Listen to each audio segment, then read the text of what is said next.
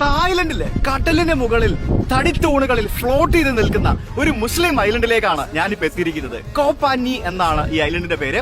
കടലിന് മുകളിൽ നിങ്ങൾക്കറിയാം, പുക്കറ്റിനൊക്കെ അടുത്ത് ജെയിംസ് ബോണ്ട് ഐലൻഡിലേക്ക് അടുത്തായിട്ട് കടലിന് മുകളിൽ ഇത്തരത്തിൽ ഇങ്ങനെ ഫ്ലോട്ട് ചെയ്ത് നിൽക്കുന്ന ഈ ഒരു ഐലൻഡിൽ 300-ലധികം കുടുംബങ്ങളും 1600-ലധികം ആളുകളും താമസിക്കുന്നു.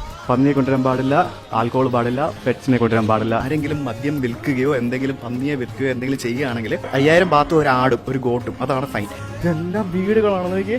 ആ വീട്ടിലേക്ക് പോകുന്ന വഴിയാണ്. അപ്പൊ ഇതാണ് എന്റെ മുറി എന്ന് പറയുന്നത്. ജനൽ ഉണർന്നിട്ട് നമുക്ക് കടലിലേക്ക് ചാടാം. എന്തൊന്നടേ ഇത്?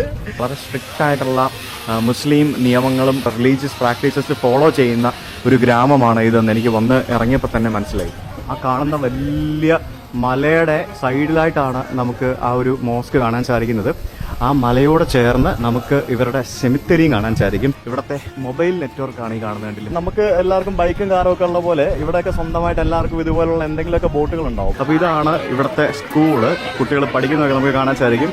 ഇവിടെ നമുക്കൊരു ഫ്ലോട്ടിംഗ് ഫുട്ബോൾ ഗ്രൗണ്ട് കാണാൻ സാധിക്കും. ഇവിടെ പന്നി FC എന്നും പറഞ്ഞുകൊണ്ട് ഇവർക്ക് ഇവിടെ ഒരു സോക്കർ ടീമൊക്കെ ഉണ്ട്. ഇതെന്തായാലും ഒരു വെറൈറ്റി എക്സ്പീരിയൻസ് ആണ്. Football ground, floating football ground. ഇത് ഭയങ്കര സംഭവം കേട്ടോ. കടലിന്റെ നടുവിലാണെങ്കിലും 5G internet connection with speed നോക്കി. Nice to meet you. ഇഷ്ടപ്പെട്ടു കേട്ടോ. പൊളിയല്ലേ?